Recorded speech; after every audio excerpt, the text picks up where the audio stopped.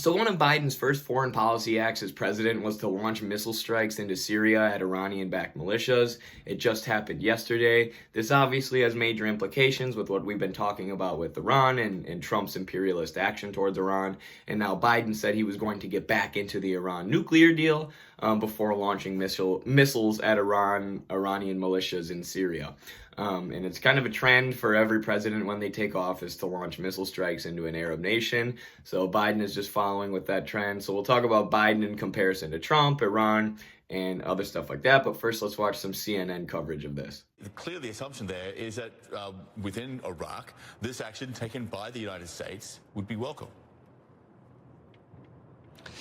By and large, of course, it depends who you talk to, but certainly the Kurds in this part of Iraq and those officials who are sympathetic to the United States do welcome this as a signal, but not too strong a signal, to these Iranian-backed militias that they should not do what they did here in Erbil. They should not fire missiles or mortars at the green zone in Baghdad. But as I said before, we have to keep in mind that there's a much broader context to these attacks.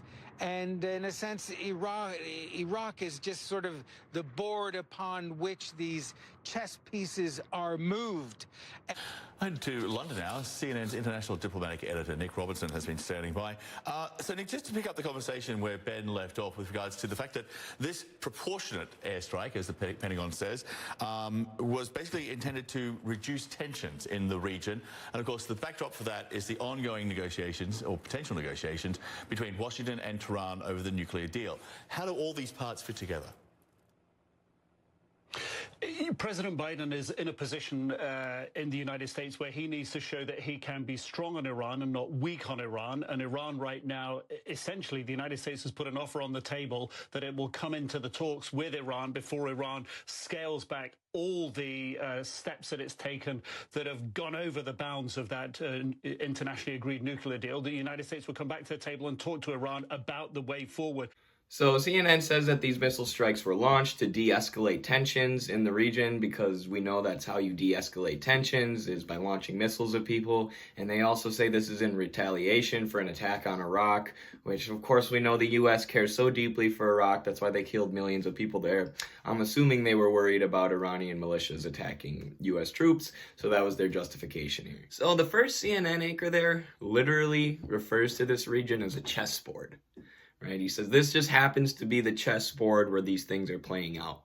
Areas that we're launching missile strikes at, and it shows you how analysts in the United States, in the imperial core, and in the ruling class look at these regions. They are nothing but a chessboard to them, and the moves Biden makes are just moving the pieces on a chessboard. Ignore the people who are hit by these missile strikes. Ignore the people in Syria who have had their towns turned to rubble from missile strikes from U.S.-backed terrorists, from Assad's forces, and from the U.S. missile strikes themselves. And this is just a continuation of the Trump policy, which Biden said he wasn't going to continue.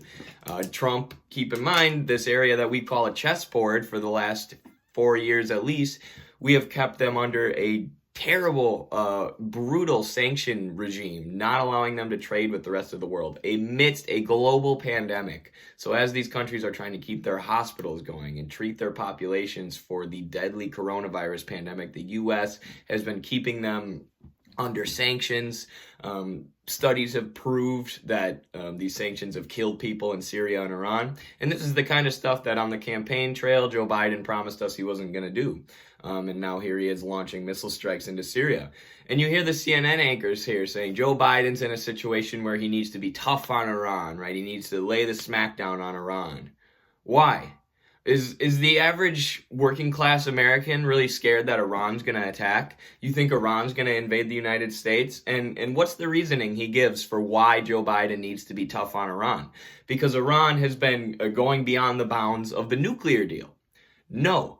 Even though the United States signed into that deal, pulled out of the deal, put sanctions on Iran, murdered their top general, and labeled Iran as the #1 state sponsor of terrorism as the U.S. dumps money into Israel and Saudi Arabia, accusing Iran of promoting terrorism. Iran has continued to follow the agreements of the nuclear deal and has allowed the International Atomic Energy Agency to monitor their nuclear program 24/7. And not once, not one single time has Iran been accused of proliferating nuclear weapons. What people will point to is Iran's enrichment of uranium.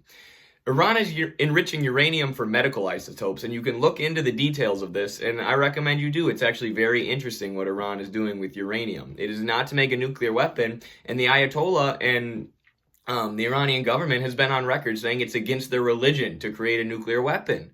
It's against the tenets of Islam. So here the U.S. is saying we need to keep launching missile strikes at Iranians and keep launching missile strikes into Syria because they might proliferate a nuclear weapon.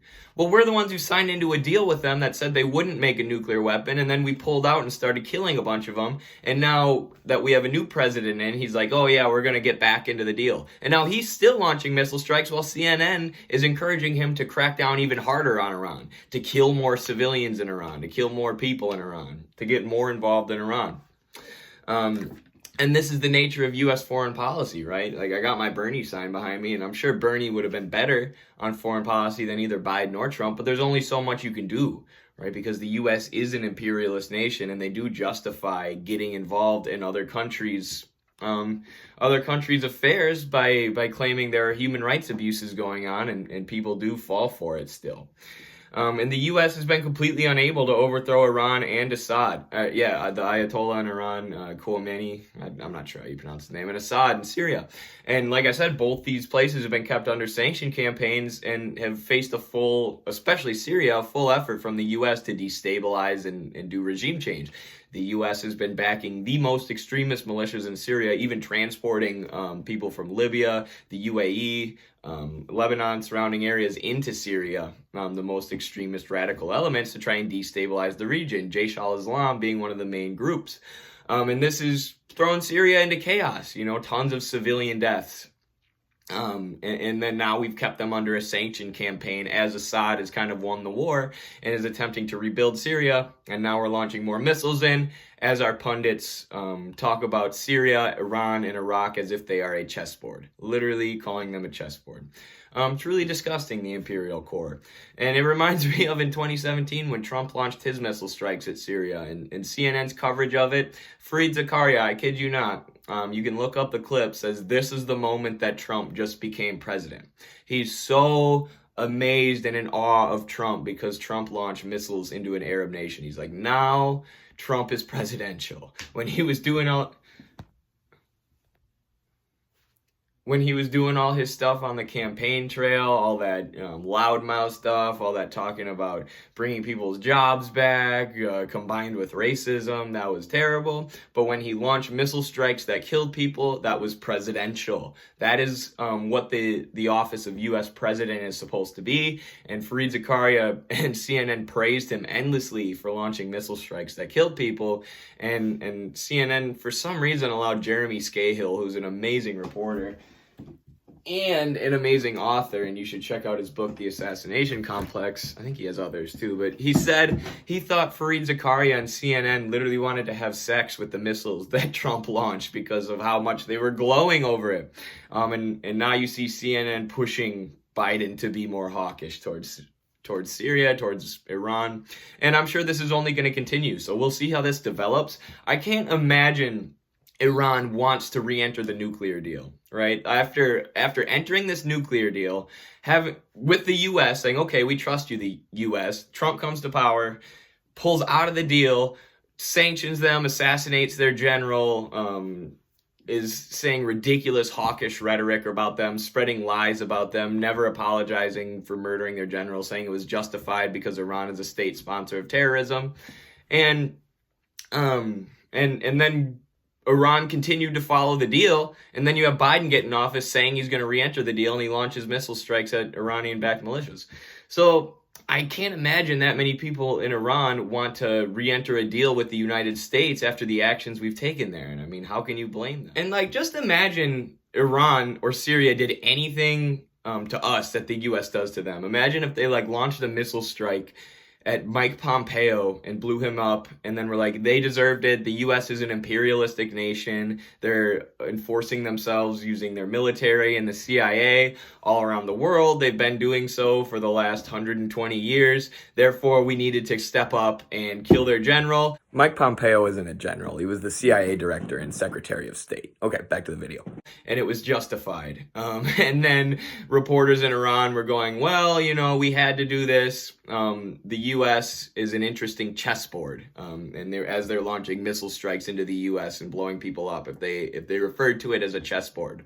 Imagine what would happen. The U.S. would launch nukes into Iran in a second. You know, the double standard of the empire is incredible, and it's obvious, but the reason I keep making these videos is because, I mean, there's a reason they put out this propaganda, right? Because a lot of people do fall for it, and a lot of people think that CNN is real news, when in reality it's a little bit of news, but mostly it's propaganda and pushing the president to be more hawkish, setting the narrative for what public opinion is. The average American doesn't care about Iran. You know, you don't wake up and go to work every day and be like, oh, I hope Iran doesn't attack me, right? That's what they have to worry about in the Middle East. Oh, I hope the U.S. doesn't launch drone strikes here today.